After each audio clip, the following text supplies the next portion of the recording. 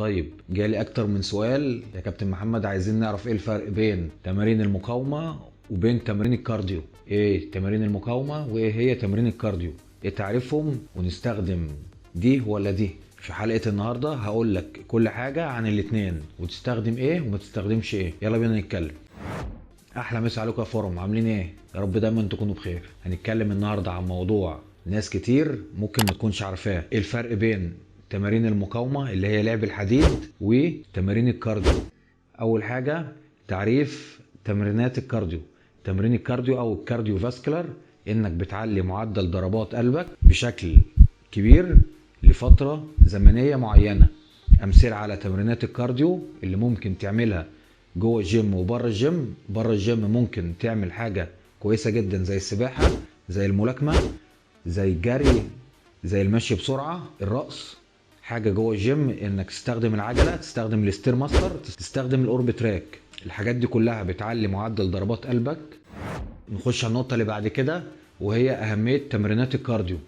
اول حاجه بتقوي القلب وبتقوي الرئتين، يعني بتحسن جهازك التنفسي وبتحسن قلبك، بتحسن ضخ الدم في الجسم. تاني حاجة بتقلل الشعور بالتعب والإرهاق. تالت حاجة بتزيد القدرة على التحمل. رابع حاجة بتخليك تنام أفضل، بتحسن نومك. خامس حاجة وأهم حاجة هنسيبها للآخر، إن هي بتحرق معاك سعرات حرارية. السعرات الحرارية كل ما بتحرق سعرات حرارية كل ما وزنك بيقل. كده يبقى احنا عرفنا تمرين الكارديو ايه هو وايه فوائده. هنخش بعد كده على تمرينات المقاومه. تمرينات المقاومه اللي هي رفع الاثقال او لعب الحديد، وهي بتنقسم لنوعين. اول حاجه تمرينات بوزن الجسم، تاني حاجه تمرينات في الجيم وباوزان. بتعتمد تمرينات المقاومه على انك بتقاوم الجاذبيه بعدد تكرارات معين وبمجاميع معينه. يعني بتخش المجموعه بيبقى فيها كذا تكرار زي ما بنلعبه في الجيم، بتخش مثلا 4 مجموعات في 10 تكرارات. دي كده تعريف تمرينات المقاومة. اول حاجة في تمرينات المقاومة اللي هي تمرين بوزن جسمك، كلنا عارفين عقلة، ضغط متوازي، تلعب بطن، كل ده بوزن جسمك. تاني حاجة في تمرينات المقاومة انك تلعب باوزان تمرينات الجيم كلها، تلعب صدر، تلعب رجل، تلعب ظهر، تلعب كتف، كل ده تعتبر تمرينات مقاومة.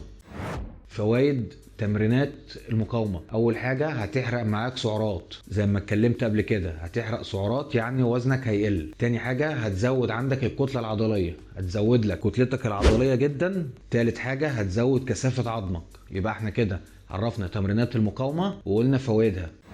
الفرق بين تمرينات المقاومة وتمرينات الحديد: اول حاجة طالما انت دخلت الجيم لازم هتستخدم الاتنين، لازم هتستخدم تمرينات المقاومة وتمرينات الكارديو. الاتنين بيكملوا بعض، مفيش حاجة اهم من التانية. ايا كان هدفك لازم تستخدم الاتنين.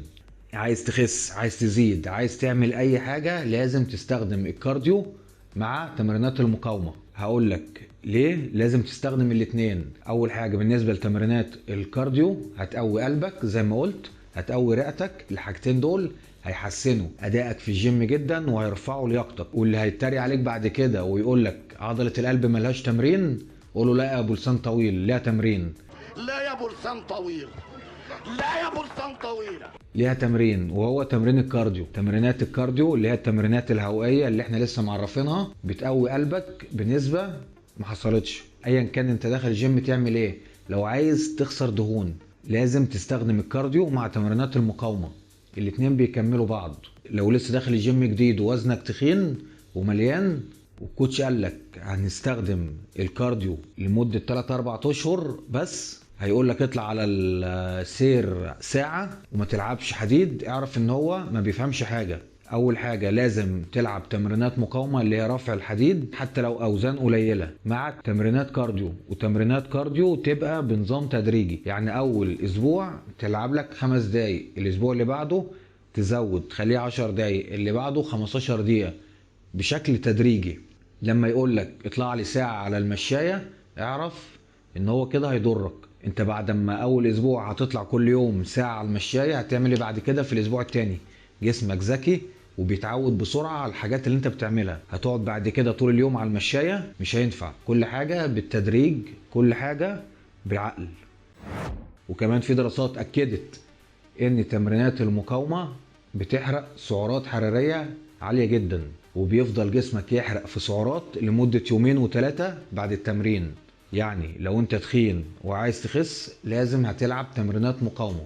ده بجانب ان تمرينات المقاومة هتخلي عندك كتلة عضلية، هتزود لك العضلات في جسمك. وفي قاعدة بتقولك ان كل ما العضلات زادت في جسمك وكتلتك العضلية زادت كل ما كان الحرق عندك احسن. يعني لو عندك اتنين، واحد 80 كيلو وعنده عضلات كتير، واحد تاني 80 كيلو وما عندوش عضلات كتير، اللي عنده عضلات كتير بيبقى جسمه بيحرق كمية دهون اكتر من التاني. كل ما زادت عضلاتك كل ما زاد الحرق عندك. دي قاعدة لازم تحطها في دماغك. هتهتم بالكارديو والتمرينات المقاومة عشان تاخد احسن نتائج.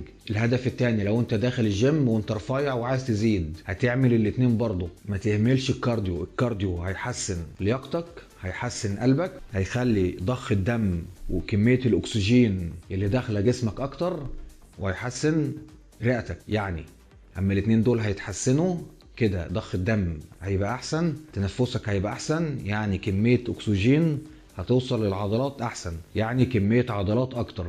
العضلات بتتغذى على حاجتين، على الاكسجين وعلى الغذاء اللي داخل لها. يعني كل ما انت هتتغذى وكل ما هتستنشق اكسجين اكتر كل ما عضلاتك هتكبر كويس. يعني هتعتمد على الاتنين. وحاجة تانية بتأكد كلامي، لما انت بتبقى في التمرين لسه مخلص تمرين وبتبص على نفسك في مراية الجيم بتحس ان جسمك احسن وعضلاتك اكبر. ده ليه؟ ده بسبب ضخ الدم اللي هو البامب. زي ما قلت، كل ما بيبقى فيه ضخ دم في جسمك كل ما يبقى عندك عضلات اكبر. بمجرد بعد التمرين لما بيخلص بساعة بتروح البيت بتلاقي كل البامب اللي انت فيه راح، وبتلاقي جسمك رجع طبيعي تاني.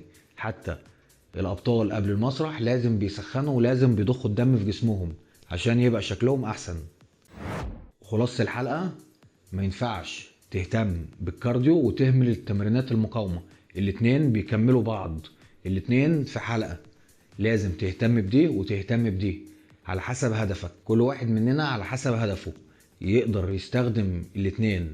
يعني لو واحد رفيع ما ينفعش اقول له اتمرن 7 ايام في الاسبوع كارديو، كده هيبقى كتير عليه جدا. اخرك 2-3 في الاسبوع مع تمرينات المقاومة اللي انت مفروض بتلعبها 5 مرات في الاسبوع. لو واحد مليان هقول له العب لي كارديو 4-5 مرات في الاسبوع مع تمرينات المقاومة. زي ما قلت يا شباب، كل واحد هدفه بيختلف عن التاني، فانت لازم تعمل ميكس بين الاتنين عشان توصل لهدفك باسرع وقت. ما ينفعش تلعب كارديو بس. الكارديو بس هينزلك في الوزن، هيخلي جسمك فيه ترهلات. لازم تعمل تمرينات مقاومة مع الكارديو عشان يبقى جسمك مشدود ويبقى جسمك حلو وفي كتلة عضلية باينة. دي الخلاصة. اهتم بالاتنين، ما تعملش حاجة وتهمل التانية. وبكده تكون خلصت حلقة النهاردة. يا رب الحلقة تكون فادتك بأي معلومة. لو الحلقة عجبتك ما تنساش تعمل اللايك، تشترك في القناة لو مش مشترك، وتستنى الحلقات الجديدة. لو عندك أي سؤال اكتبها تحت في الكومنتس هرد عليك. سلام.